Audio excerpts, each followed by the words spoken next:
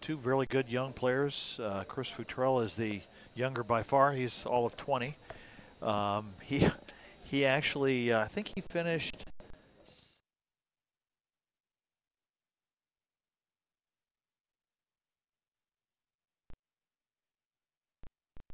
Been one of the top players in the Central Virginia area for a lot of years. Well, you know, Chris is so old now and over the hill at 20. Yeah, at 20, you know, sure. I got shoes in on him, you know. I got shoes that are 20. I mean, you know, it's. Well, you know, I think this is going to be a great match because these two players play each other all the time. And when you get that, sometimes what you'll find is that the players will know each other's styles, and you'll see a better depth of shot selection, safety play. And there's already intimidation, of course, but there's going to be some respect that comes to the table. And, you know, Eric Moore might decide to play a little differently against somebody that it's not Chris. That's exactly right. You know, I think these two guys know each other's games very well, so they know, you know, each other's strengths and weaknesses. They'll play the weaknesses and exploit them. It's going to be, I think it's going to be a barn burner. It should be a great match. Yeah. Looks like Eric Moore has won the lag for the first break, so he's up and at it, and let's go get him. All right, and he's decided to use a cut break. That was obviously a cut break the way the cue ball got taken down table. Yep. And he's come up with a 9-ball Made now. the 9 on the break too. That's a nice way to start. Make it quite a statement right out of the chute.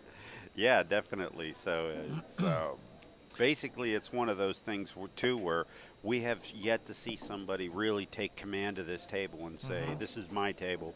Whenever you make a shot against me that's wrong, I might put 2 or 3 on you. Exactly. But a lot of times it's not been that way, and it's not the caliber of player, and it's not the rack itself. It's the fact that the players haven't decoded the rack properly since the new racking system has been put on. The balls are breaking tremendous. It's a fascinating system. I have to tell you, it's very easy to use, and I've had one on my table for about a month. I was practicing with it in an effort to try and get a handle on the game. And I don't play a lot of 9-ball, but I was amazed at how good you can break with it.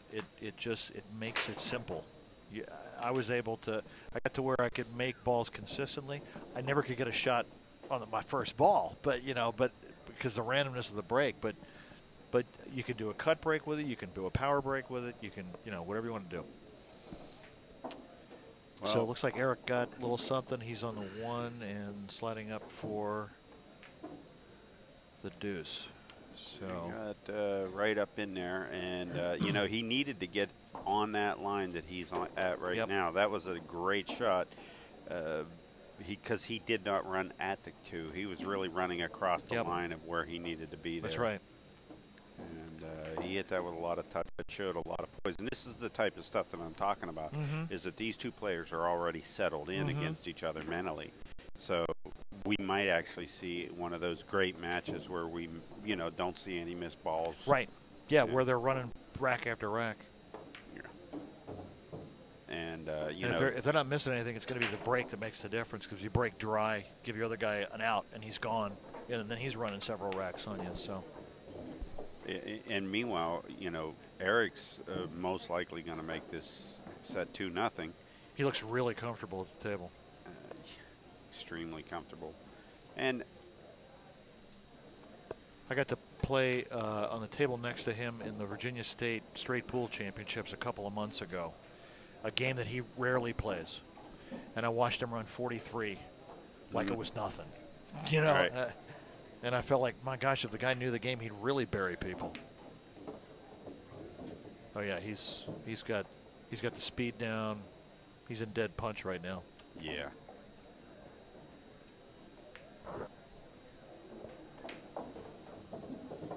So JR, how long have you been publishing Inside Pool? Coming up on 10 years. 10 years already. Wow. Yeah. It's a really great publication. I try every month. Well done. You. Some of our other sponsors for the Virginia State 9-ball Championships. Simonis Cloth is our official cloth here at the state championships, as it is every year. Diamond Billiard Products is one of our sponsors for the tournament. The Tight Rack is the official rack of the tournament. That's what JR and I were talking about. You won't see an actual rack on the table. There are little spots on the cloth itself that do not affect the play and give you a perfectly racked set of balls every time every ball is touching. It was really a lot of fun this morning when we first cracked the doors and watched the players, most of whom had never used this kind of racking system before, trying to get used to it. And we were trying to take bets on how many times people were going to reach for the rack that wasn't there any longer. So it was kind of fun to see. So it looks like Eric has did he finally break dry? He sure. 2, 3. Yep, he finally broke dry. So Chris his first try at the table. Down 2-0. And he's going to want to make a statement pretty quickly that he's got a comfort with the speed already. He made a bump shape shot and got reasonably decent on the deuce from the looks of it. Yeah, I think he's got enough of the ball that, you know, or enough of an alley on onto the 3 here. Yep. That he's going to be able to come back and keep it an angle up table so that he can get back to the center after he makes a 3 by using the side rail. Right. I think he's going to try and get deep enough on that 3 off of this shot. I think so. A little bottom left, you think? Maybe take it to the side rail. No, he's going to go around 3. Okay. Yeah, and this is another shot that we're talking about him. That is beautifully played. Look at that. Using speed. Wow. And we're talking about traveling about 16, 17 feet and ending up within a 1-foot path along that line so that he could have this side rail shot to go up table. And that's pretty, you know, pretty bold. That's pretty stout. No doubt about it. And he's, you know, obviously pretty much out at this point. He's knowing exactly what he wants to do, and he took away the 5 and 6 out of that shot by, you know, coming on that side of the 3, which was huge. Yep, he sure did. Snuck past the 6 to get to the 5. Very nice. Extremely. This is going to be a great match. These guys are both just playing lights out. I think it's heating up. I really want to see Chris settle in here on this shot because he knows that this is the shot of the rack. And I like the way that he's pacing around the table and looking at things and getting comfortable. He does a nice job at walking around, not jumping into the shot too quickly, taking his time, getting comfortable with it. He really is wise beyond his years. I mean, to be a 20-year-old kid, he really is wise beyond his years with his playing style. Now he's perfect on the 6.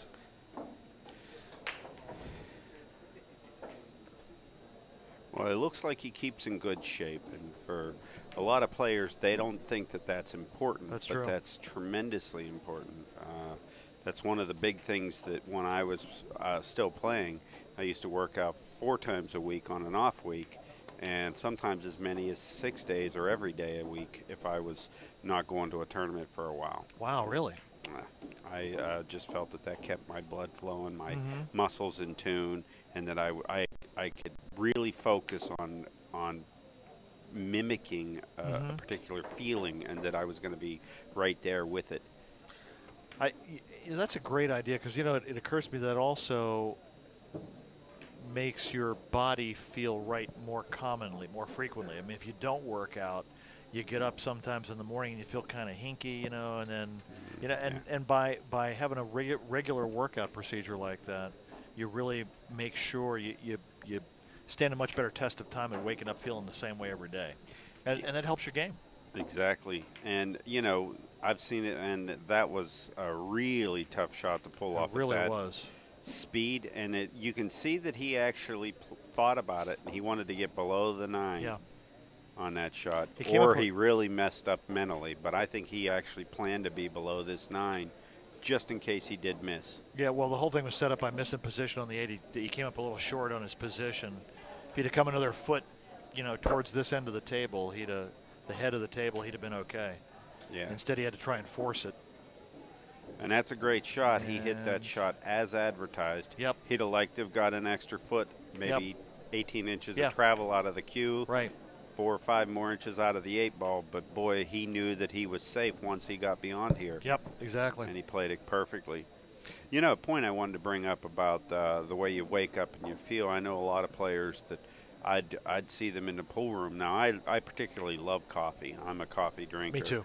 And I would drink it while I played even. It didn't bother me. It Didn't make never, you jumpy?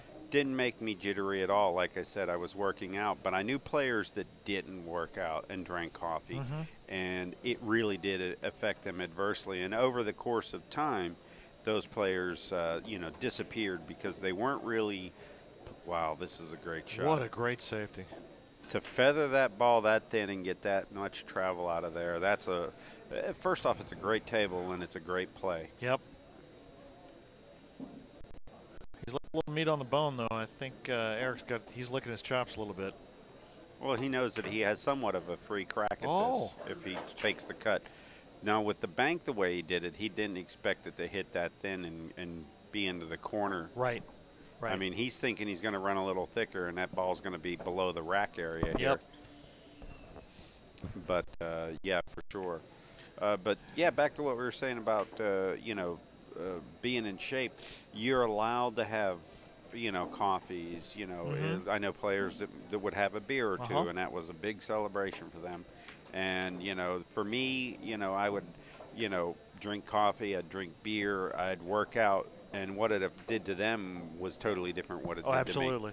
to me. And, I totally believe that whenever you start working out, your body is going to be a lot better off just on all aspects. Well, I know that both times that I worked out, it felt better. So I'm kidding. I'm not kidding much. I've started a million years ago. I used to run with my roommate, and I hated every step of it. I'm really not a big fan of running. Right. So changed to been cycling, riding a bicycle for the last couple of years, and I've gotten to the point where I actually kind of don't. It doesn't feel right when I don't go do it.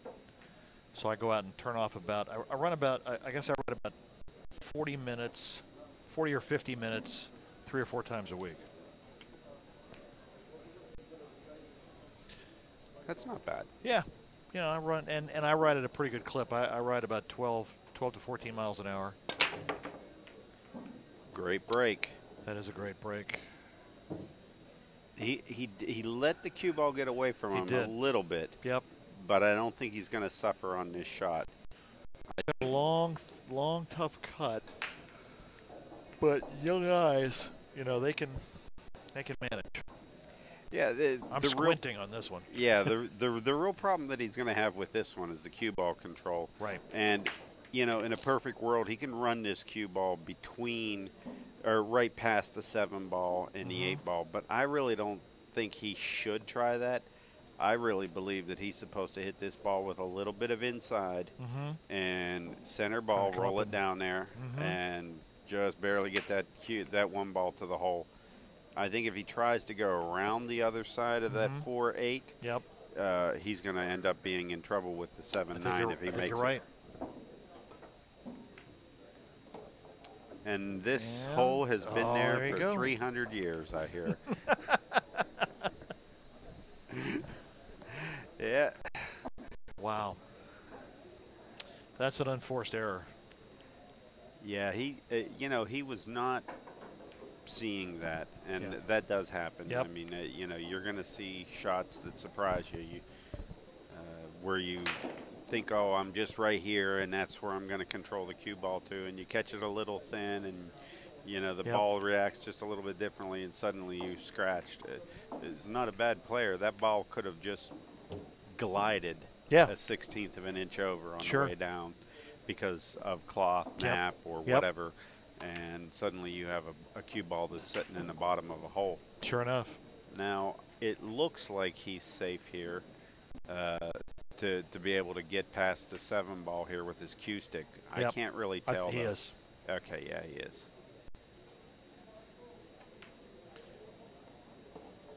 And that's a smart play. You notice that Eric keeps letting the cue ball go to the short rail. Yep. Or, I mean, the long rail. Rail, yeah. And that's such a big thing when players are running out. They don't understand that they shoot all these patterns that involve lower rails, which is fine. But when it comes down to it, one rail is a lot easier than two rails most times. I remember the first time I went to the U.S. Open, I was talking to a friend of mine who had also never been. And he said he was watching a match on one of the tables. I said, "What are you learning?" And he said, "The pros almost never go to the bottom rail or the foot rail or the top rail." I said, "That's a great catch." So Eric goes up 3-1. And for those of you just joining us, you're watching the Virginia State 9-Ball Championship. We're here at Diamond Billiards in Midlothian, Virginia.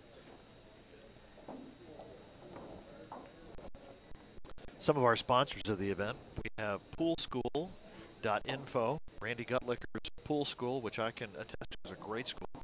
ProPool.com for our stats. Inside Pool Magazine is providing the stream. And Definitive Synergy POS Billiard Management Software.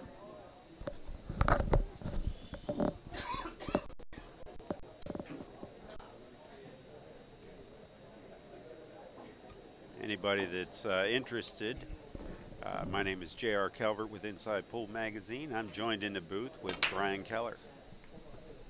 Brian is actually playing in the event also, and at some point here, we'll probably even get to see him on the stream.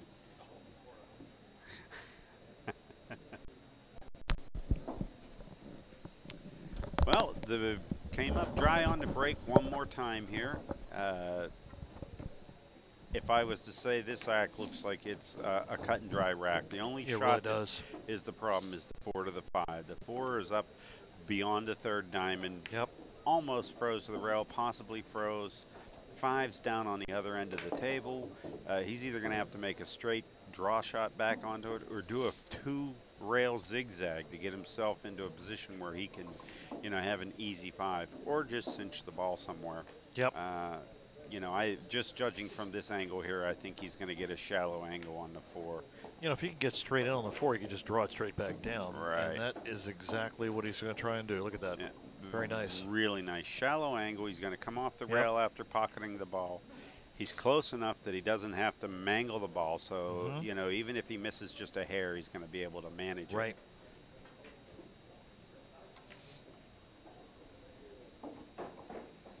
Chris has got a beautiful game. And he's not going to want to come all the way down. He should stay above this 5. I truly believe that if he comes all the way down like this, he's not only inviting the fact that the rail could get in play, but he's inviting so much the fact that he could be straight in.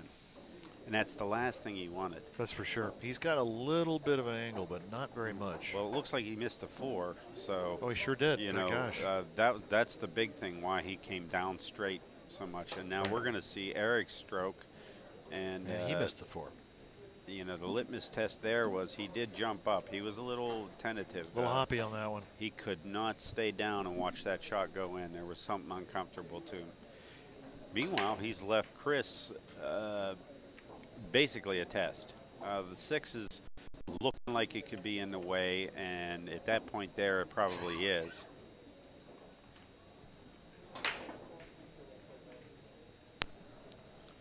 And one of the things that I think that Chris might be overlooking is the easiness of this possible safe. Now, the 6 and the 7 actually present a nice net. But if he starts to play the 4 into the rail and lets the cue go down to the side rail off the bottom rail, or bottom rail off the side rail, he could actually put and make the 6 the size of about a bowling ball with the right speed. Right. And especially with the fact that the 8 might block a lot of the shots if he rolls too far with the 4, he should be able to get away with this. And he should be really comfortable with doing this and getting the 6 into play. And that's why you want to have those safety valves, is it can let him concentrate on controlling both balls, knowing that there's something there to catch him. And I always worry about that scratch when I try that bank. Wow. And he did a great shot. That's a pretty stout shot right there. Great shot.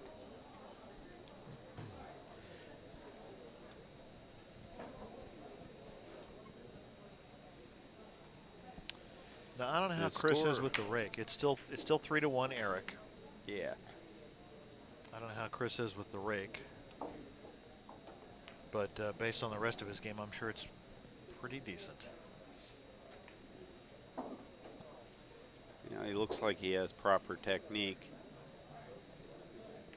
Yep, he sure does.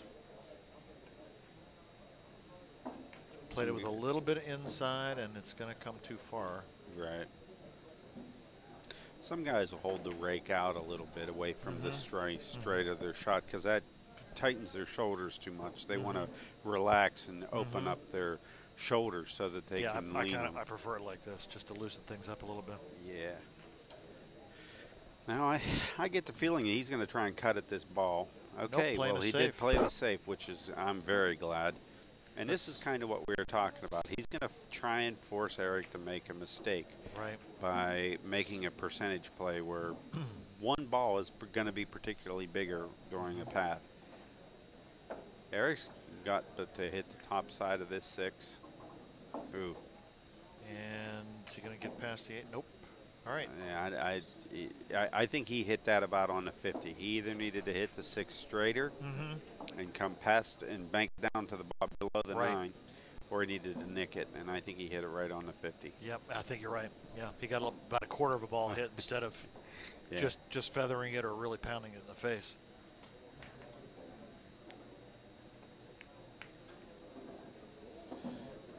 That's right, folks. This is a 20-year-old player who just was smart enough to lock that guy right up on there. Very nice. Now that's control.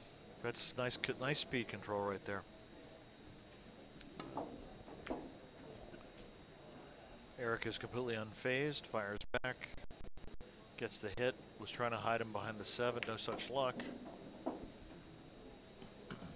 Now this is a shot where I think a lot of players were trying to do something with the cue ball. With the way the balls are setting, I just simply stop this ball. Just cinch it and stop it, yeah. There's nothing that says that you need to move it at all. And, you know, I would shorten up my stroke just a hair. Leave yourself a little angle on the 7 and get out from there. It's a natural roll for everything at this point. I think if Mike Siegel was setting us up for Tom Cruise, you know, I could see that happening. The Tom Cruise run out. It'd be a Tom Cruise. Stop, stop, stop. Okay, he's going to come down now. He might get too straight, and this is the problem. Now he has to keep moving the ball, and he's stroking the ball out. All he did was gain a 1.5 to get straighter. But he's right back in line with that shot right there. So. But you know what? He's there, and I'm here. So that's true. I've never missed a ball from this chair. I did twice. Did I hung 2, yes. I was honest about the first one. The second one, I lied. I was too embarrassed. I've missed a bunch from the table, but not from the chair.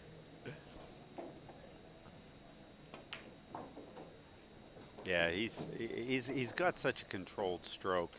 The thing that he's going to do as he gets a little bit older, I think he's going to end up having to learn more of the mental phase. But he's so right there, and he, you know, I think a lot of us would die to play that good at 20. Well, I can play that good, but not for more than one game. It is now 3-2 Eric, with Chris Futrell clearing that rack.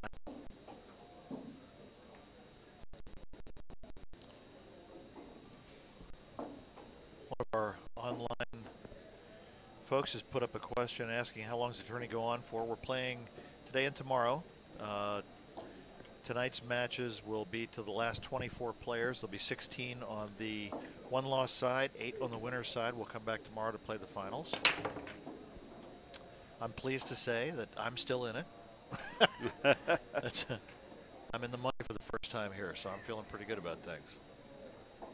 Excellent, excellent. Yeah. It's not my type, so I almost never play 9-ball. Well, it looks like Chris broke those balls really well. He did. Ended up coming up dry. And now it even looks as if Eric is looking at a carom. Now, I don't know whether I totally agree with that, but it might be his way of trying to control the speed. Oh, he did miss the carom, but he was trying to control the speed on the cue ball. And there was a lot going on that shot. I think it was a little bit overzealous, and I don't think if he really was playing that carom, I think he should have taken a little bit more time. I think you're right. Just a reminder, one of our sponsors for the Virginia State 9-ball championship is Aero Funds Entrust Wealth Management, and they wanted me to tell you that we wanted to thank them first of all for their sponsorship of the tournament. And this is the first time that a Wall Street mutual fund has sponsored a pool tournament in this country. And they selected the Virginia State tournament because they feel that Joshua Dickerson, who runs the Virginia State tournament, this is one of the best tournaments in the country. And they wanted to make sure this was one of their firsts. They're hoping to sponsor some more. We thank them for their sponsorship this time around. That's the kind of sponsorship pool needs. We could get some, maybe get some real money into the game these days.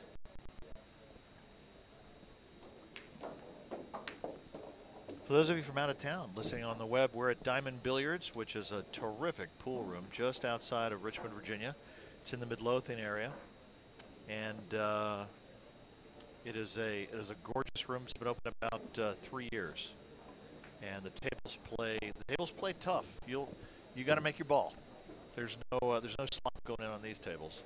We're playing at about 4 1/4, 4 3/8 inch pockets all the way around, so no buckets here. Well, I think 3 or 4 times already from sitting in this chair, we have automatically watched a ball get spit back out, so to speak, as what you say. And you and I have both looked at the position and then realized that the object ball was still on the table from the last shot. That's exactly right, yeah. And that, anybody that plays pool knows how crazy that is. You think a ball goes, it usually is gone. Yeah. Where the table's really tight. Right. So he got a little bit long on his position on the 6, but let's see what happens. Well, see, the issue that he has here with that cue ball up against the rails, he'd love to stun it and go on the other side of the 8, but he might not be able to pop this ball. It's going to jump. And now he's rolled it, and he gets behind the 8, which is the thing that he was trying to get around. Yep. That 8 was the size of a basketball. It's huge, that's for sure. And now he's going to pay the consequences. Now, a lot of young players are going to get up and jump at this ball. What's your play here, Brian? I'm a passable jumper. Looks like he's got to jump about half the ball. If he's got to jump the whole ball, I think I'm kicking. Well, but if it's only a partial ball jump, I'd be willing to jump this one. The one thing that I got to say is I would never miss this jump towards the thick side of the 8 because on the other side of that shot would be the thin side of the 7, and your cue ball would jump off. It would be an automatic scratch. That's right. Hitting it, and on the other side, at least you have a shot that your cue ball would land back on the table and not get away with it. Now he actually did miss it on the thick side. He got away with that. He got away with it in a big time. He got the hit and got the roll because he's left him very difficult. Yeah, definitely. I guess what he's done now is he's let Eric to the table with what I would say is a pretty darn good kick safe if he needs to I mean, there's a lot of ways for him to get around kicking this 7 to the bottom rail, but it looks like he's trying to nick it, and I'm not sure I like that. Well, I don't think he does either with that play. I think he was trying to feather it and just barely graze it and got more of the ball than he thought he was going to.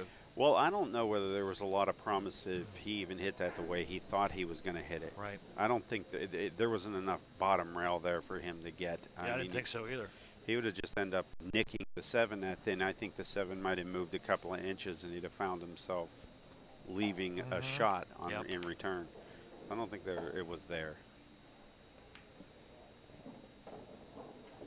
All right, I like Chris's chances from here. Trying to clear to get back to a tie of 3-all.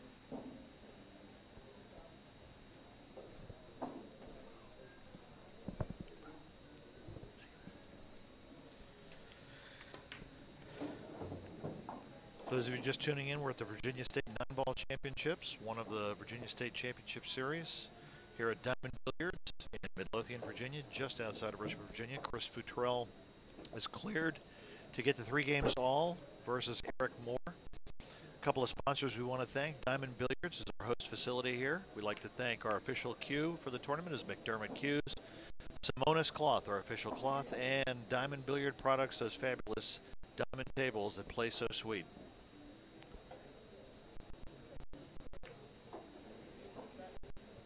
If you are appreciating some of the work that we're doing here tonight, and you are not going to be making a purchase that where you could consider one of our sponsors in the future, feel free to maybe go to their websites, drop them an email, and say thank you, because it's them, their hard work, their money that helps make stuff like this possible. And basically, this is their way of giving back to the sport. And a little thanks to all tonight. Mean is decide whether they want to do this in the future. That's a good point. Especially the non-pool sponsors, like the wealth management company that's sponsoring us, and it's guys like that that we need to get into the game. For those of you with tables at home, be sure and try out the Tight Rack. I believe it's tightrack.com is the website. Try one of these out for your game. It's very impressive. Score is tied 3-all in this race to 9. And Eric just came with a rather great bank on the one ball. Chris came up dry on the break, hit him really square, solid, moved a lot of balls. And it's, as I've been saying, nobody's figured out the formula yet. There's a cut break out there, because I'm convinced somebody's going to find it. It's going to be the right place, the right area, the right mix. So it's funny you should say it. The first night I put this on my table, I thought I had it figured out, because I just suddenly was making the wing ball like it was nothing, getting perfect shape every time. I thought, okay, I got this. It lasted 5 games. And I have not been able to duplicate it since. Well, I think the person that does is going to be the Virginia State champion. I think you're right. That's how big this break is on this table. These balls are spreading properly. Yep. We're not seeing a lot of funky not weird messes. Clumps. Yeah, no messes. That would let me, start to wonder about even the rack ability of that rack. But they're breaking great. It's just nothing's going towards a hole. Right. Somebody does figure it out. They're going to run a lot of racks, I believe, even on this equipment. I think so. No, you're right. Even as tight as these tables are. And I think we're starting to weed out some of the people that might not be able to run racks if they're given the opportunity. I think you're right. I think at this point here, it's a race to figure out this table. If I was one of the players left in this tournament, I think I might rent the balls for about 3 or 4 hours tonight and break on that table and try and figure it out, in hopes that if I get on this table, I'm going to be up against probably my toughest opponent of the day. Yep. And maybe, manage to swing a victory. And it looks like Eric's, he's dead in line. And as we said, the players have taken their places. The only balls that are more than a diamond and a half away is the 9-ball, I guess. And at this point here, he's just going to roll them all in. Yeah, I like his chance from here. He's straight in on the 7, I think. I don't know, he might get a little bit of an angle. Yeah, he's going to pull it back. Okay, he's good. Yeah. The nice thing was he was so close, and the 7-ball was so close. That was a simple stroke shot. He wouldn't want to have to do that on a, shot twice as long, twice as far. That's for sure, yeah. Well, we saw that on the 4-ball. He was a little uncomfortable with that stroke. Exactly. You're right. All right, Eric Moore clears and goes up 4 games to 3 in this race to 9. here on the winners bracket of the Virginia State 9-ball championships. This is the last game in this round of the winners bracket and last match. And these players, the winner of this, actually the winner of both players in this match will be in the money. The final 24 players are coming back tomorrow to play for the pay for the cash. Play starts tomorrow on the one-loss side at 11 a.m. Eastern Time, and winner's bracket starts at noon. So plan to tune in tomorrow so you can catch us on that. Right now, because he's going to break. I'm anxious to see if he wants to try more on that cut break. Now, I think I heard a ball go. I think I've seen a ball go. Yep, ball's in. Now, if you saw what he did there, he took a lot off that break. He did, yeah. That was that, you know, nothing says they're not going because I'm never going to muscle him in as when a guy just gets up and hits him about 15 miles per hour. That's right, yeah. About a 75%er swing is not a bad play in these tables. Oh, he knew he had no shot at getting that. Now he's done himself in here on the deuce. It's amazing. The 1 and 2 were both within maybe what, 7 inches of the hole. Oh yeah, if that. Oh no, he's gotten it. Very nicely played. Barely got that. Yep. But again, at least he was on the correct side of the ball, is what it looks like. So one of our online folks is asking what the standard regulation pocket size is. Corner pockets typically are given, the BCA regulations say they can be 4.5 to 4 3/4 inches from point to point for tournament play. Although some pool rooms will have what are often referred to as buckets, which are 5 inches plus across the points. Oh, he's riding the 9 a little bit and just missed it. And he's left a little something for Chris. I don't know if he can get to that or not. Looks like he can.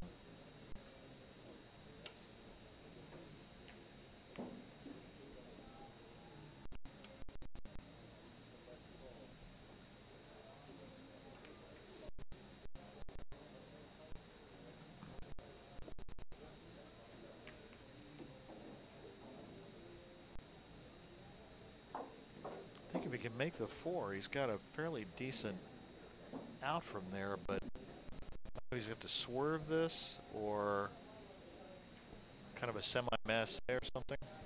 For my shot here, when I kick, I look at trying to hit square balls. Like, in other words, I'm going to hit this 4 square Full in the face, right? And I'm going to find an angle that I can do it and drive it to the second diamond on the other rail. Now, what I might do with this shot is literally hit with high right and come into the 4 a little bit more so that the cue ball goes straighter, hits the 4 in the face, cue stops or drifts up towards the 6, and the 4 can be shot down in front of the 9. Now, it's risky because you can sell out a 4-9 combo. Yep. But for my shot, that's where I would be doing this is, you know, high right, something like this. Now, see, very well played. That's a but nice see the play. risk. See the risk is that if you don't hide on the 6, you Right. still have to hit the inside of the 4 so that the cue goes towards the 6. But now he gives Eric a crossover that lets the 9 ball be in play. That's right. And sure enough, there it is. And there it is. Good call. So Eric Moore with the early 9 ball goes up 5 games to 3 in this race to 9. And I believe this set started with a 9 on the break, or am I mistaken? Yes, it that was. Eric started with a 9 on the break. That was his opening salvo. So, yeah. Well, for those of you just joining in with us, you're watching a Virginia State 9-ball championships. It's being hosted Since by 1975, McDermott Q has consistently raised the performance standards for what billiard players expect from a high-performance cue. Introducing the highest evolution in shaft technology. Our new G-Core shaft features a triple-layer design that reduces vibration and minimizes shaft distortion. The patented Intimidator iShaft series incorporates a full-length fiber core. That's right. Tomorrow when I'm in the finals, I'll be wearing the referee shirt. His opponent will not like it so much. He's officially going to register his protest now. Yeah, they tell you in referee school you're not allowed to wear your referee shirt to play, so I have to. Why not? just because of that, I think the intimidation factor. Although my game doesn't intimidate anybody, so it's the one thing I have going for me. Now, we finally had 2 balls made on the break. Yep, and missed the first shot. And you know that was a great shot selection in the fan that how they chose to do the speed. Was not a gimme shot, and they took this all into account. I think you can see it. I think the 6 ball is about the biggest ball on the table now. See if he can get around this for position. So maybe a little outside, he's going to go try and spin underneath back, and there we go. As long as he doesn't get behind the 6. That's the 6 that we were talking about. You were right. It did get big on him, didn't it? It gets huge when it comes off that second rail. Those hits just, you can nick it and you never hit it see full it. in the face, you're going to get stuck. And if you hit it on the inside, you can suddenly either get behind a 9 or have a very thin cut. That's exactly right. You cross over it really well. And all right, that's a nice play. This He's played a very nice safety. Is a great shot. And again, it's that control. I mean, it's hard to believe that Chris is 20 years old. He sees that shot and he lays it down. And he's got skills, no doubt about him. Yeah. No doubt about it. Now, this is a disguised shot. This is a shot where a lot of guys think that there's a big pocket down there, and there's not. All there is a pocket for the cue ball after it hits the 3 in the face. That's exactly right. I've seen so many guys do exactly what Just he did. like that, they try and go to the bottom round, run into the balls. Or they miss the ball altogether, or then when they finally do hit the 3, the cue ball stalls for a second and rolls straight into the hole. Right. So that's the 3. Is that this is the 5 here, and so he's got 5. Okay. So there's no 4 ball. I was thinking the 4 ball was hidden behind the 5, but that's the 7 ball, isn't it? Right. Now we're going to see how composed he is. Will he be able to come down and shoot the 5 in the side? Put a pretty good stroke on this one. You know, he's already gave himself position where he's stretching a little bit. He's getting comfortable. That's all right. Yep. It's all right to do this. Did he get down there? Wow, what a great shot. That is perfect. That's amazing. What a great stroke he put on that. Perfect. Really good speed control. You know, we've seen a couple of the shots from each player where they're crossing over their line. And he was taking this in a line, but even if he came down a little bit too far or didn't make it far enough, this shot is totally different. And he had a small little 1 foot area, possibly 9 inches, that made this a likable shot. Yep. And what a great shot. Great touch. That was very well done. And for those of you wondering, Chris actually did some of the commentary with us earlier in the day. Well, that's right. I did see him in here. Great guy, He's volunteers. a good guy. Well, you know. He's a good kid. Good kid. All around great player. I just love the fact that he gets up when he doesn't feel right. Lets you know how in touch he is with what he's feeling during the game. Yeah, absolutely. Now, that's one of the hardest things to do. That's I mean, that's pinpoint position right there. To me, that's the hardest thing to learn, is to get up off a shot when you have doubt, you're not committed, you can feel it creeping up on you. And I've really just learned to do that in the last couple of years.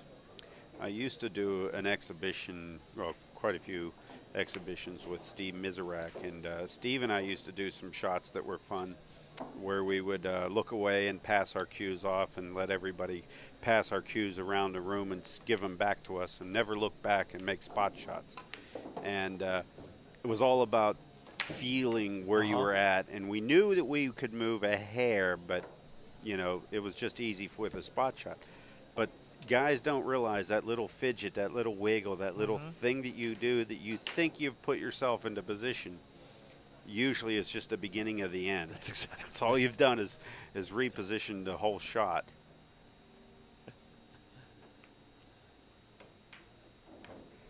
Now, nice stroke. Okay, so Chris is cleared, and he's now trailing 5 games to 4. But with the break, and Stroke is looking pretty solid, I think. Oh, yeah. I mentioned that I finally gotten to the point, learned how to get up off the shot. I actually learned thanks to one of our sponsors, poolschool.info. That's an academy run by Randy Gutlicker. It's available in Texas, but it's also a traveling show. And it's going to be here at Diamonds in about a month. Going to be here about the middle of August, I believe. And it is a great investment in your game. If you are serious about the game of pool, want to get better, it's a 3-day school. And I can tell you that it will, I don't care how good you are, it'll make your game better by a large margin very quickly.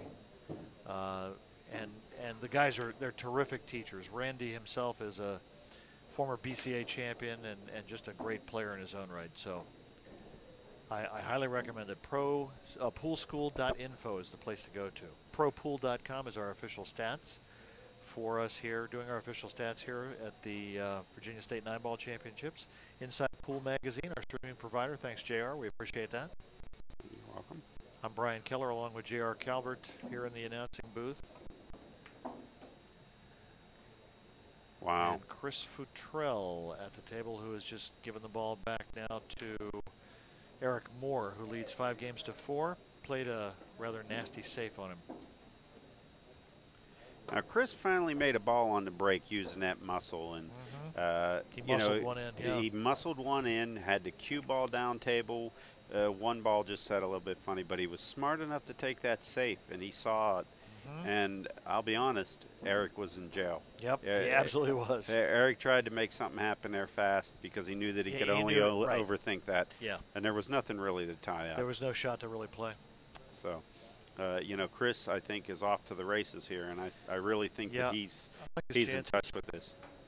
So we're going to take a break? Looks like we're going to take a break. I think our producer, Alvin Nelson, is going to serve us up with some human interest piece here or a little commercial in the meantime. And we'll be back to you in just a couple minutes. A minute or so.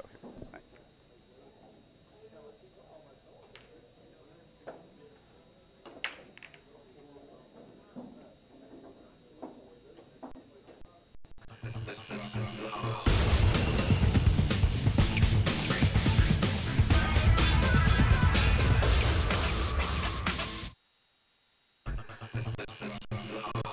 Shaft on the market, from our ball-breaking big boy shaft to the surgical precise I3 shaft. McDermott Q, hardcore performance for hardcore players. Since 1975, McDermott consistently raised the performance standards for what billiard players expect from a high-performance cue. Introducing the highest evolution in shaft technology. Our new G-Core shaft features a triple-layer design which reduces vibration and minimizes shaft distortion. The patented Intimidator I-Shaft series incorporates a full-length carbon fiber core that results in the most radical consistent shaft on the market, from our ball-breaking big boy shaft to the surgical precise I3 shaft. McDermott Q, hardcore performance for hardcore players.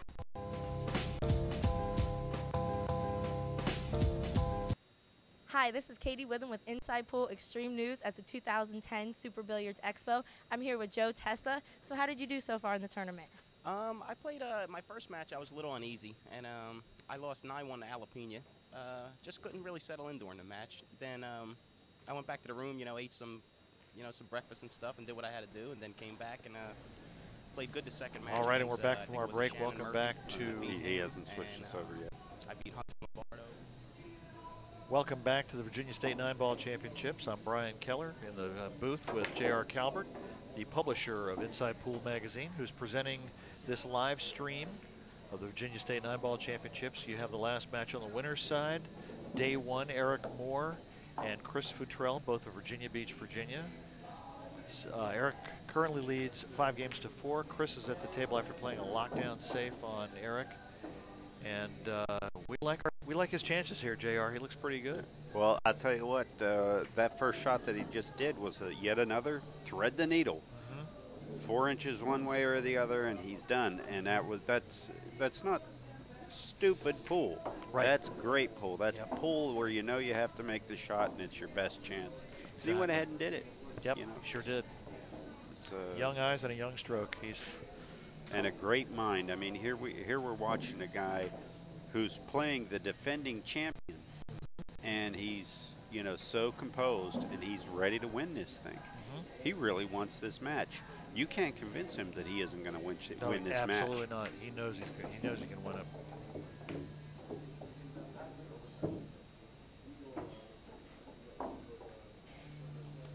Well, which side of the 4 do you get on? Which one do you feel more comfortable with?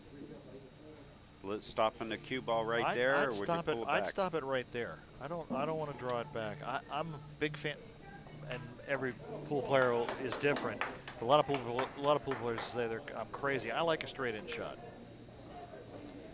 I do like a straight ball. Now he's played a little angle on the 3 to jump out for the 4, and that's the 4. Is this the 4 here? Yeah, that's the 4 right in the center of the table. That's the 4 in the center of the table. Okay, so he's going to go. He's going to go 1 rail down to the foot rail and try and come up and make the 5 in the side. You think? I think he's just going to float. Just float down. Yep, and shoot the 5 up towards the other corner. Well, he hit a little bit firmer than what he wanted. He wanted to keep a little bit of an angle, but he's got a nice angle. Back to what we were talking about, that 8 ball. Had the 8 ball been moved towards the center of the table 6 inches, he's supposed to come back, because then he has a back and forth with no pattern that's being hindered. But with the 8 ball where it's at now, he had to go underneath the 5 and should have just kept simple shape. He would have been pulling the cue ball back into a place where he had a problem ball in the way. Gotcha. So that's. He got a little more angle than he wanted to and got lucky on the roll. And you know what? I don't think either player's happy right now. No, probably not. Maybe Eric's glad to be to the table a little bit. He's good to have a cue in his hand, but I don't think he's too keen about being left with this. This is where his knowledge of billiards, this is where he has to kick 2 rails. He's going to have to go to the bottom rail, hit the side rail, catch the inside of the 5, kick it towards the middle of the table, possibly get it to the rail behind the 9, let the cue ball float all the way down towards the 7. If he can get it behind the 7 or jacked up on the 7, it's great. But this is where luck plays a little bit of factor. On a scale of 1 to 10, you got to be. That's about a 9.8 in terms of difficulty, isn't it? That's it, right there. That would be an F or an S shot. The other way. This is the easy kick. Look at this. And just the obvious kick the 9 ball. Made the 9. Sure. I'm sorry that I missed that one. We didn't see that one, Brian. Yeah. I mean, if you want me to leave now, I'll go ahead. You're losing your touch, JR. All right, just like that, Eric Moore goes up 6 games to 4 in this race to 9. The last winner's match bracket for today. We'd like to thank Diamond Billiards, our host pool room here in Midlothian, Virginia, just outside of Richmond. It is a fabulous pool room. It's a very, very nice pool room. A high-class pool room with not a high-dollar price tag. And by the way, the food here is terrific. And they have, for you beer fans, they have a great beer selection that includes what I like to refer to as real beer, including real beer. So we're not getting any money out of them. We'd also like to thank McDermott Hughes, Simone's Cloth, and Diamond Billiard Products for their support of the Virginia State Netball Championships. So Eric breaks, and he has broken dry, and table's pretty open. And I think Eric may be falling into a trap here. He's watching Chris muscle the balls in, who's breaking the balls a little square. Did he break a maybe little harder 2 miles per hour harder than Eric, and Eric's trying to emulate it, and he's not aware that Chris breaks the balls harder, and that's making a difference. That's a good point. And I'll tell you the truth. This might be what Chris needs to get a reprieve there from that last game. Oh, he may have hung his ball. He sure did. Now, he's perfect on the deuce, but boy, he really put himself into trouble with that shot on the 1. Well, this is a one-pocket shot, I think. This is going to be one where he can get underneath this ball and kick it. The problem is that 5's just so darn big. Yep. And we're going to see exactly what he has in mind here when he tries to kick this ball in. And he has in mind to make it. Yeah, well. And came out, so he's got at least a little bit of a shot on the 2. Well, he hit it with the pace where not only could it get him above, but he could get every ball out of there. Now, is he going to try and bang the 9 in again? Looks like he's got a 2-9 combo going way long. I think he's just going to put it underneath the 8. He looked to keep that cue right, or the 2 right into a square hit to stall it. Good speed control there. Got the cue ball back behind 2 balls and tucked up on the bottom rail. Chris kicks 1 rail with a lot of spin, gets to the deuce. Now he wanted to catch the bottom side of that deuce and have the deuce go on the path that the 2 went, or the cue went. And he just got a little bit more spin, and that happens. But, you know, both are okay. For those of you asking about real beer online, when I say real beer, I'm talking like Guinness, not Bud Light. There goes our Bud Light sponsorship, Brian. Thank you, sir. I'm sorry. This opinion is that of the announcer and has nothing to do with business, just so you know. The views and opinions of Brian Keller do not represent those of Inside Pool. Well, That's wait right. a minute. I actually do agree with you. Thanks, JR. Give me a real Appreciate beer. that. That's right. I'll back you up on that one. Augie Bush doesn't own Bud Light, Budweiser anymore, anyhow. That's right. It's InBev or whatever it is from over there in, was it Austria or Australia, I believe. Yeah, some Australia. Some foreign country. Well, while we were having fun at poor Budweiser's expense, you know, we're back to another safety position here where I think. Oh, look at that. Oh, he cut that in. That's a great shot. That is a great shot. I didn't think he was going to want to let the cue ball go. No. Even though there's some wide space, it's still a little bit funny on the 3. Yep. And, you know, he's going to try and work it out. Obviously, he's decided to go for this. That's kind of pool in a nutshell, is working out difficult situations and figure out how to make the most of them. He cut it in there beautifully, and oh, by the way, he didn't make the 3, but he made the cross bank at the same time. Then he still got the 3 and has a shot on the 5 after that. He's had some fortune on his side. He has. You know, that 4 ball was trouble, and it came off the rail and went in for him. He had sold the farm there, and that came back. Chris safed him during a miss, and he kicked the 9 in. He's had a 9-ball break. Wow, he's just missed a pretty easy. I think he made a combination there. Believe it or not, there was a ball in the pocket. There was a ball in the pocket. I couldn't see it. Yeah. Sorry to look like an idiot. Yeah, that's all right. You know, I noticed it right as the object ball went down there that there was a number. And this is just a toss in play, and I think he's going to see a whole lot of 6-ball in his future. I'm sorry. I think so. You know, Chris is a pretty darn good player, and you know, even though the 5's that far up off the rail, I think Chris is going to figure out a way to get in on this 6-ball, you know, even if it's banking a 5, just a hair of a crossover. Yep.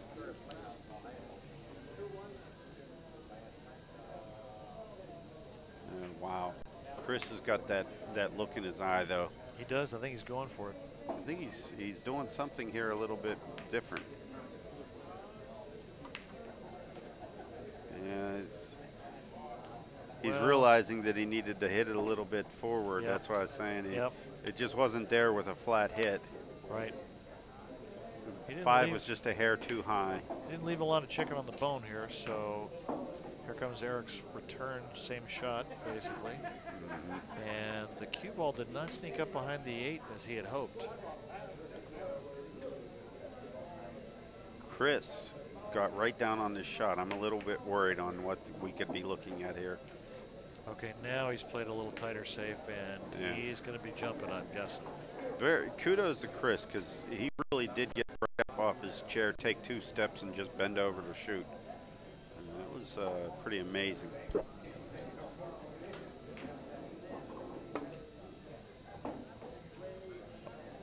Kicked 2 rails, got a piece of the 5. Did not get rewarded for it.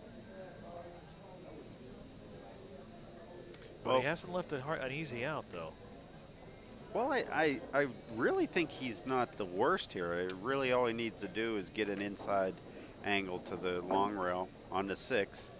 He'll just be able to work this out fairly easy. It's just the fact that, you know, he's so straight in. See if he uses high inside on this. Yep, sure did. Very nice. We'd like to thank Inside Pool Magazine for their free streaming of the Virginia State 9-ball championships. You can go to their website at www.insidepool.com. InsidePoolMag.com. My bad, sorry. Thank you. We'd like to thank some of our other sponsors as well. Tight Rack is the official rack of the Virginia State 9-ball championships. Those little dots you can see. It's an amazing system. Doesn't require any mechanical rack whatsoever, and you get a perfect rack of balls every time that everybody's still trying to figure out how to shoot, because it doesn't seem to be, nobody's figured out a perfectly consistent stroke to make the balls every time. Chris Futrell looking to run out and get to 6-5. He's being led by Eric Moore in this match, race to 9. Now he's shooting his ball with draw. Do you find yourself more comfortable if you hit this ball with follow? No, just center ball, just a touch of draw. Yeah, I always hit that shot with a little bit of draw, and I've seen guys shoot it with follow. There's, you know, a conversation that says it's a little bit higher percentage with draw. Oh, is that right? And yeah, and I'm not really convinced one way or another, but I always felt more comfortable shooting it with draw. That's just me. Yeah. Now let's watch Chris. I think he's going to hit these balls harder. Watch his cue ball go up in the air. He'll come back a diamond and a half, maybe 2 diamonds, with the cue in the air, and you're going to see that extra speed he's getting over top of Eric. I bet you he mangles a ball. Well, he pounded it, that's for sure. Okay, and they're taking their places. Yeah, they are. He's got the 2 hanging, 1 on the bottom rail. A little bit of problem with the 6. I mean, it's a little bit funky, don't get me wrong. I think if he was left-handed, this would be a lot easier. But yeah.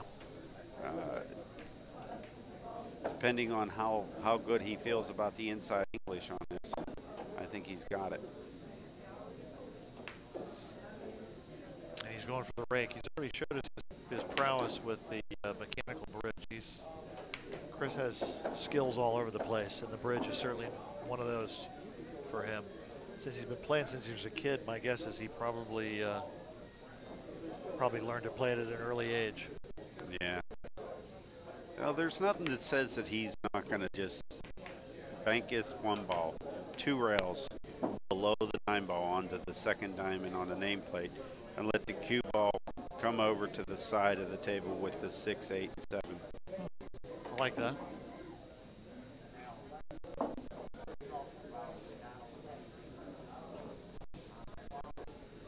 We're coming to you live. For those of you just tuning in, we're coming to you live from Diamond Billiards in Midlothian, Virginia, just outside of Richmond, Virginia. You're watching the Virginia State 9-ball championships, the 7th annual Virginia State 9-ball championships, presented by Inside Pool Magazine. Chris Futrell and Eric Moore on the winner's bracket, playing a race to 9. Eric is leading 6 games to 5.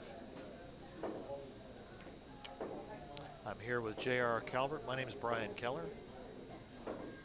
And we've got quite a tight match going right now. Well, this is shaping up to be every bit the match that we thought it was going to be. Both players are settling in.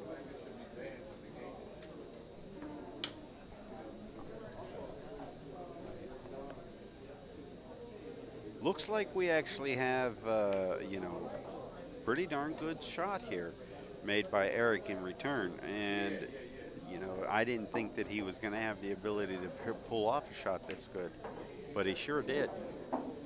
Now, I'm a little bit stumped. I think he's looking at the 5 to go and tie it up with the 3. Now, that's not always the easiest thing to do when the 3 would be the front ball. He's just hoping that he didn't leave a gimme safe or a gimme combination. It looked like he left a gimme combo to me. That looks. Yeah, that's. He's got to get in the right line for it, but. Yeah.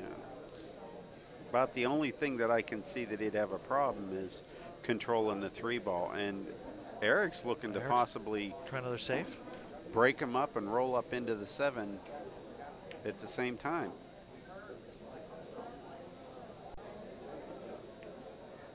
And if you're Chris, you know you got to hit this one. Yeah, that's for sure. Because if not, you're going to see a whole lot of 5-ball after this. That's for sure. He's not going to be liking this much at all if he doesn't hit this. Yeah, and he's looking at going 2 rails into this. Now there's a big pocket, obviously, down there if he goes 2 rails and catches thin on the 1. And I'll be honest, I don't see too much future in this shot.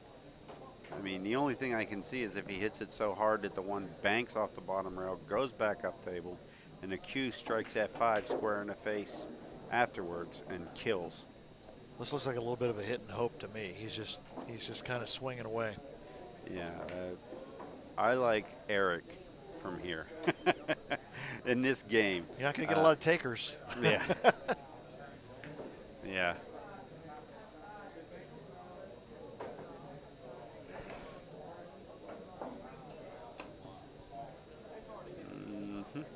And just missed. Okay, now let's see what Eric does. I'm guessing Chris is going to find himself buried to the 5-ball here any second.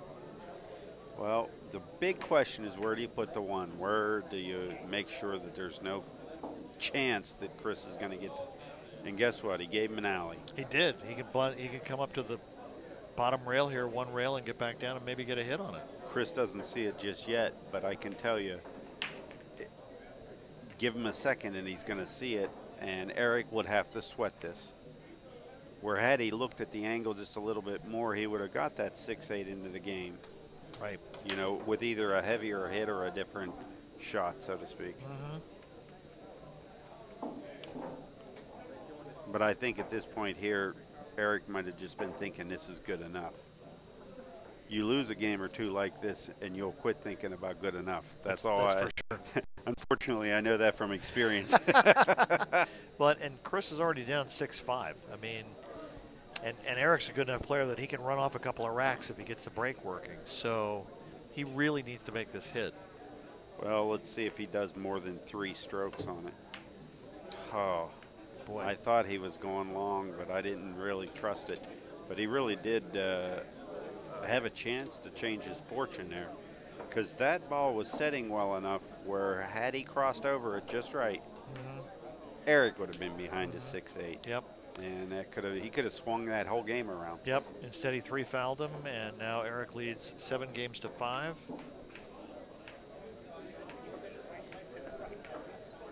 Seven games to 5. Eric Moore leading Chris Futrell here at the Virginia State 9-ball championships in Diamond Billiards, beautiful billiard room in Midlothian, Virginia, just outside of Richmond, Virginia. Streaming to you live thanks to Inside Pool Magazine.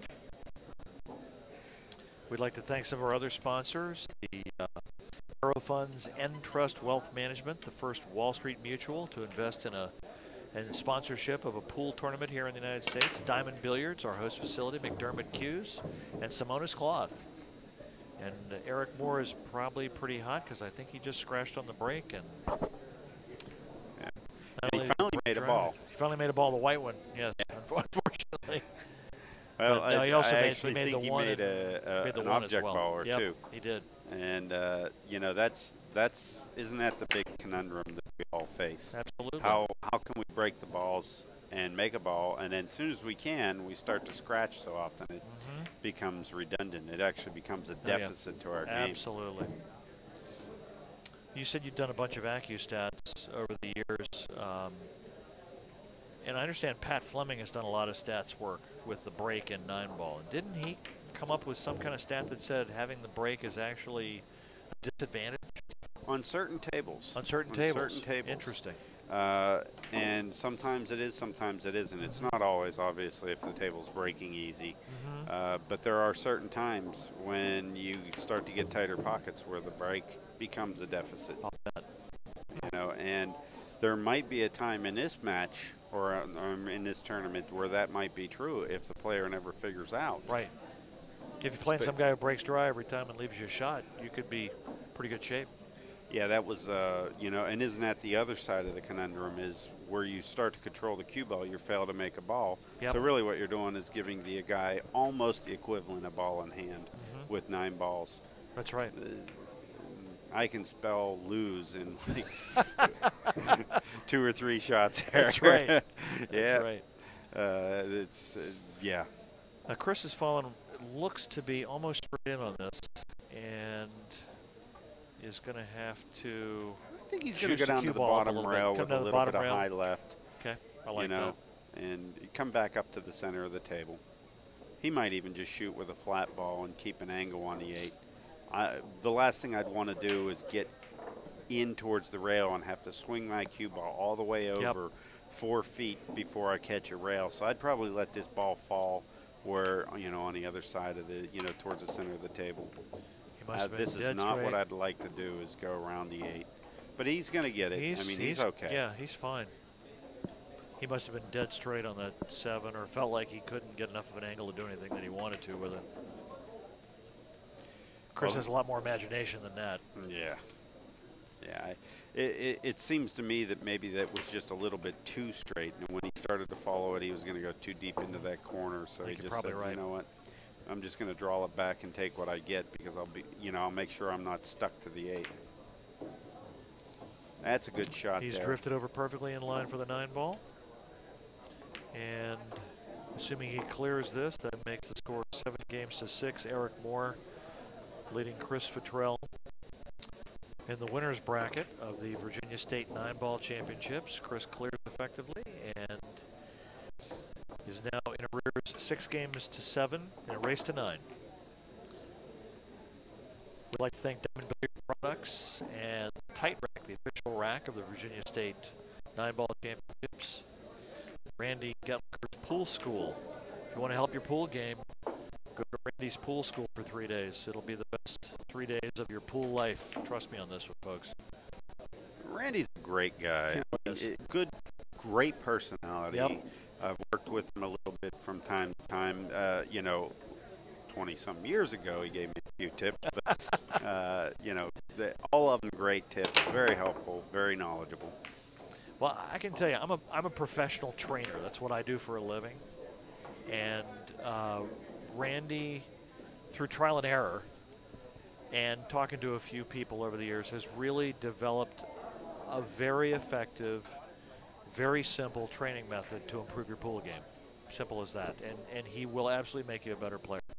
And what could be more fun than doing nothing but playing pool and working on your game for 3 days? Right.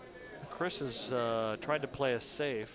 Well, that was actually Eric. Oh, Eric, I'm sorry, and not very effectively. He's left Chris with a... You're so used to Chris making balls on the break, he came up dry there. You're absolutely right. I missed the call. That was a much harder save than what it looked like, because to get the lines right, he'd had to take the cue ball too close to the pocket.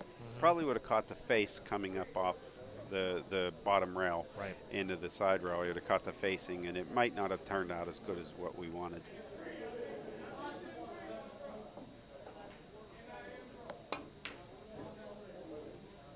Well, you know, and that was an interesting choice that he just made, because I think that it was the correct choice.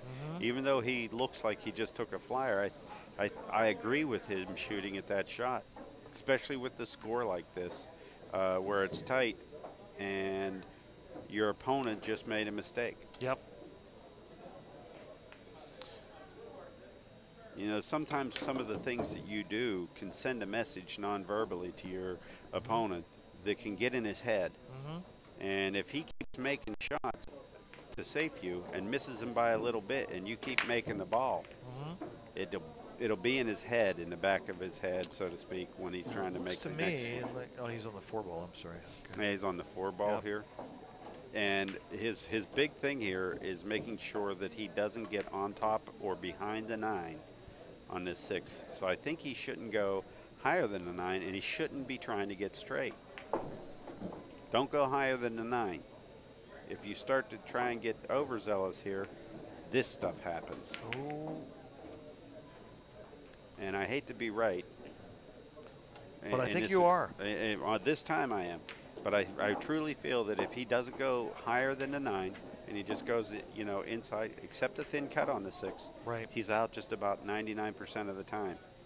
Now he's got to introduce the fact of getting a great safe involved. This is a pretty good one. That's pretty stout. With the 7 blocking a lot of the lines and this 8 and the 9 blocking many of the others, I think Chris has got 1 or 2 choices. A bent kick off the side rail or a masse and maybe even a jump. It looks like he's got about a half a ball to jump over, but he's pretty close. He's looking for the kick. I think the kick is there. Now I'm looking at it from a different angle. It looks good to me too. Yep. And did he get away with it? Yeah. I think he can shoot the 6 down to the bottom rail and either get the 7 or the 8 into the game, depending on which one he wants.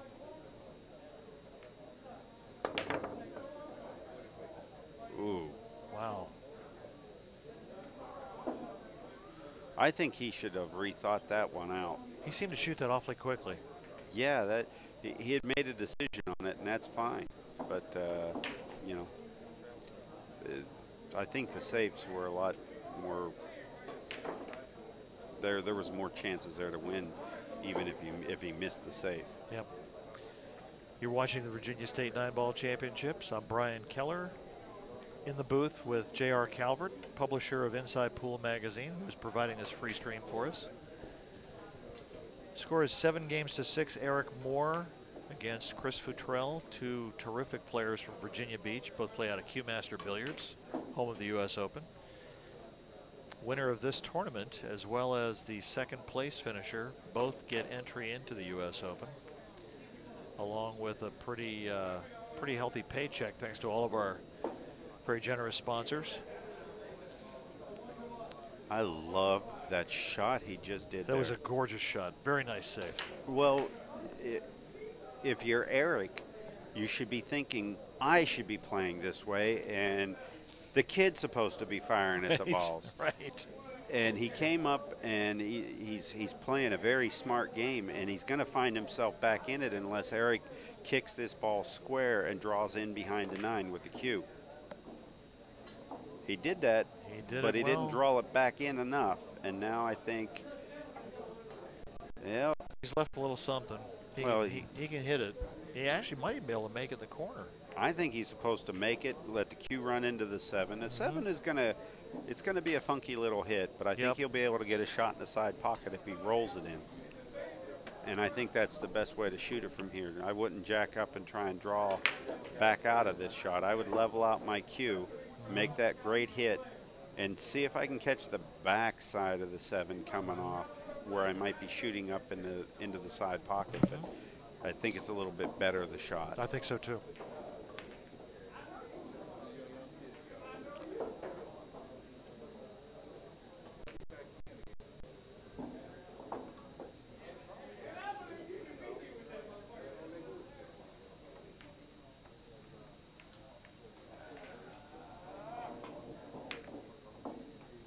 Oh, wow. Well, you know, he is not out of the woods yet, because some guys won't try and play position on his combination. And even if they do, they might get on the wrong side of the ball. All right. He should be okay here if he controls the cue. So I think this is going to be an automatic. Very nice. He can get to the hill here with this, clearing this table.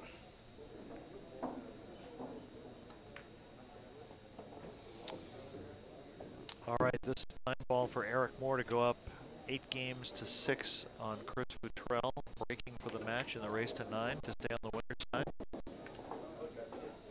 And I might add, former champion Eric Moore. I mean, former champion Eric Moore won the state tournament, I believe, in 2008.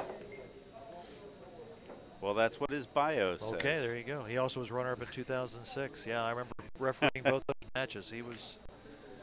It's interesting. our champions here at this tournament have traditionally finished runner-up first and then come back and won it in a later year. Brandon Schuff was a two-time runner-up before winning it last year. Right. And I think he was runner-up to Larry. Yes, he was, and runner-up to Eric Moore. Eric Moore. Before finally winning it himself. It just shows the depth of players that there are in this state. Yeah. Virginia huge state. Some players would Eric's be just broken and scratched. Some people, oh, well, it's just one little state. People have no idea how many great players and great pool rooms there are in this state. Absolutely. I mean, seriously. Yeah.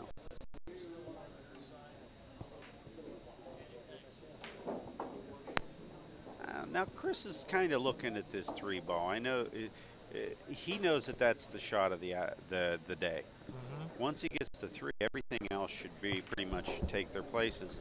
And he'll be one stroke away from tying the matchup. That's right. You know, well, he should be able to get this game, assuming that, because 8-7 is a lot better than what the alternative of, 9-6. Yeah, 9-6, which would be you're in the losers bracket now. Yeah. Yeah, you're on the west side of the story. That's there. right, exactly.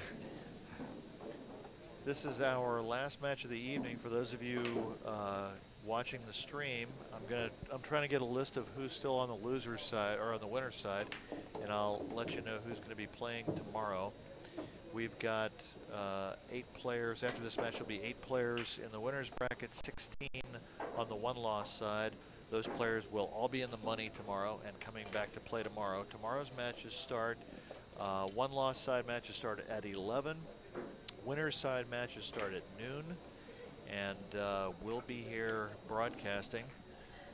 And I've just been handed a note in the ladies side. And for those of you who don't know, this is the first year that the U.S. Open is allowing women players in it. And in an effort to stay with the times, Joshua Dickerson, tournament promoter here at Virginia State 9-Ball Championships, has brought 8 women players into this tournament, and the top woman finisher gets entry into the U.S. Open. And tomorrow, Sherry Bruner and Angie Hawkins will have a playoff at noon to determine who will be the top finisher and who will get the ride into the U.S. Open. So the winner of this match will be back tomorrow on the winner's side, and I can tell you the rest of the winner's side players are John Mitchelltree, Larry Kressel, Greg Taylor, Brandon Schuff, last year's winner, Tim Colvin, John Newton, and David Hunt. So we have 8 really strong players. I have been thrashed by every one of those guys at one time or another. And did you put that on your bio? No, my bio is much shorter than these guys. So we've got some great games some great matches to finish out the tournament tomorrow on the winner's side, and some great one-loss players as well. I'm not putting myself in that category, although I am still on the one-loss side. So Chris is 2 balls away from clearing and getting to 7-8. I like his chances from here. So last winner's side match of the night, Eric Moore leading Chris Futrell by a score of 8-7, race to 9 here in the Virginia State 9-Ball Championships. Presented by Inside Pool Magazine, free streaming provider for those of you watching us on the web. A reminder, Arrow Funds Entrust Wealth Management, the first Wall Street mutual fund to be a sponsor in a pool tournament here in the United States, chose the Virginia State 9-Ball Championships to be our sponsor. Diamond Billiards is our host facility. We're at Diamond Billiards in Midlothian, Virginia, just outside of Richmond. It is a gorgeous pool room. If you want to play some great tables, have some great food, this is the place to come. McDermott Cues is our official cue, and Simonis Cloth is the official cloth of the tournament, along with Diamond Billiard Products. I'm here with J.R. Calvert. My name is Brian Keller, and we're wrapping up our last match of the evening. Chris Futrell on the break, down 7-8. And how did I know that he was going to hit him hard? He's got a pretty good stroke, and he broke dry. This is what Eric's been waiting for the whole match. Chomping at the bit, ready to do this. Well, I don't think I've seen him get up on a clean out since game 2, I believe, when he started out by winning the first game, and you know, was actually snapped the 9 on the first game, and then broke and ran the second rack. That's right. And I think that's the only time where I've seen him get up and actually have an open. Been struggling a little bit since then. Oh yeah, well, you know, now he played some really nice position here because he had to draw back about 4 inches on the nose to get position on this 3 ball and played it perfectly. Oh yeah. Now will he go up between the 7-9? Beautiful. Very nice. And you know, the funny thing, people don't realize this, is if you keep getting stopped, you run into that brick wall where you don't get to play and keep shooting. That takes a little bit out of your game. It takes a little bit off it. Now you might not miss a ball, but you're still going to be trading off shots and doing a lot that makes you bunt balls around and tap them in and roll, and you're not shooting at the hole most of the time during any of this. So yeah, it's true. Can knock you out of your game really fast. Shows a lot. It shows why he's a champion. Yeah, absolutely. Usually that will really upset the younger players. That tends to get the players that have gotten to their position in the game by making balls. When that ability is hindered by the table itself repeatedly, they can't handle that. That's right. And it does things mentally. They wonder whether it's themselves. They wonder why. You know, things going on. It's such a mental game, and Eric's taking a little extra time with the 7 ball because he's a little scared. He's a little bit worried about the side he's fallen on it. He's got a little bit more angle than he wants. I'm guessing 2 rails to come out and shoot the 8 in the same pocket where the 7's going to go. I think he's going to cut it in the bottom right pocket. I like to hit this one with a little bit of inside English. Okay. And I'll roll it in just a hair above center. Okay. And I give it some pace, and I, you know, let the cue ball. I'll hold the cue ball, of course. A little shorter stroke. That's a great hit, but he unfortunately missed the ball. And that's about what happens there. Yep. You know, most times more than not. I think he was worried a little bit more about position than he was on making the ball, and he didn't want that ball to get away from him. He was really he's a little intimidated by that shot. I think so. He really was.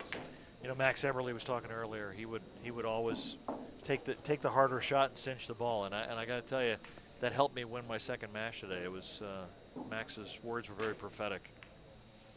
You know, Chris just did something that I liked a lot.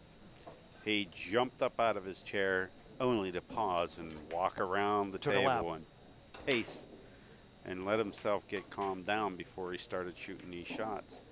That's so important. Well, you know, 9-7, 8-8. Suddenly it's a hill match. And what Chris wants to do more than anything is break and get a clean shot and make that ball this time. Make a ball and get a clean shot. That's all he's looking for. And Eric will see that 7 ball. In his nightmares. In his nightmares That's tonight. exactly right. You're watching the final winner's side match, day 1 of the Virginia State 9-ball championships, presented by Inside Pool Magazine, being streamed to you free over the internet. I'm Brian Keller. I'm here with J.R. Calvert, the publisher of Inside Pool Magazine. We'd like to thank all of our sponsors for giving so generously to bring this to you. We've got 64 of Virginia's best players started this morning. We're down to our last 24. And Chris Futrell with the breaking on the hill, and he is scratched on the break. And you know what happened there? He took it off. Everybody tells you to take a little bit off. Had he hit him the same speed he had been hitting him, he would not have scratched. He had been pounding the balls very effectively the whole match, and that time he just took just a hair off. Just a hair off. And if you notice, he missed just a little bit from where he was hitting him square. His timing was just a hair off. And but as they say in pool, there's only 7 things that can go wrong now. Just 7, huh? Oh, maybe there's just 8. I didn't see one of the other balls. There was 8 before. That's right. Eric Moore steps to the table with a rack open. No real problem balls. Like I said, this racking system, the one thing that I can definitely say is a clear litmus test is that these balls are spreading out. I mean, the jury's in. This rack system is very nice. I mean, it works. And the fact that people aren't stringing racks, well, that's just, you know, it may be table to table. Rails act different. Things happen. It's the beauty of this game is that you can think you have two identical setups. That's right. And they play somewhat a little different. And it's nothing against the table mechanic. It's the nature of It's the nature of the beast. of pool and billiards. Oh my goodness. Oh my gosh. Now he's going to get away with this. He was Just out. a little. He was wow. so. He was out like the proverbial fat kid in dodgeball right there. He folks. definitely was. Wow. All right, Chris Futrell steps to the table. Hill match, winner side action. Trying to determine what he's going to do here. Looks like the 5-ball is frozen or awfully close to frozen to the head rail. I think it's off about an 1/8 inch. I think it is too. I don't think it's a matter of whether it's frozen or not. I think he's looking at the rail first. Will he run into the 7? And I'll be honest. I think with the 6 where it's at, a lot of the angles let you see the 6 after you collide with the 7, and you almost have to spin this rail first. And the built-in safety is there. Most likely you're going to make the shot. Very few times will you actually A, scratch past the 7 or B, hang the 5. I think it's here. I think this is built in. But let's see. It looks like he's playing safe to me.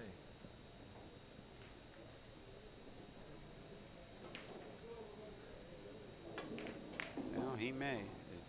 I wouldn't doubt him.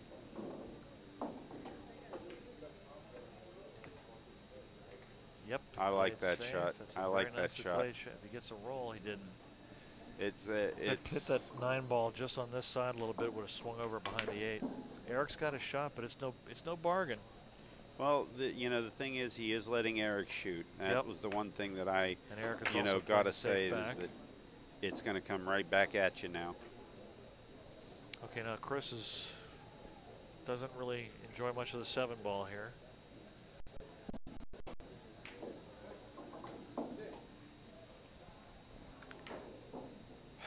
Well, What do you like? Semi-masse? Go long rail, short rail behind it? well, this is pretty tough. It's really tough to see the exact angle, but I think I'm going to try and go 2 rails and kick the ball. Now, the 8-ball is so big, it's ridiculous. It is going to most likely hit the 8-ball. But if he hits it with a little bit of right-hand English, it's going to chop straight up, and it's going to improve his chances of him missing the 8-ball. Most players will shoot this with left and wonder why the 8-ball got bigger. But with a little bit of right, he can get the 8-ball out of the game and possibly even return to safety. And there it is. He never hit the right-hand English, and the 8-ball was full in the face. the biggest ball on the table. It's the size of a basketball, and we're going to get a break here from Eric Moore. Eric's going to take a little break to collect his thoughts, make sure he can straighten it up. You're watching the Virginia State 9-ball championships, streaming to you live over the internet. And We're going to take a break. Stay tuned. We'll be back very shortly.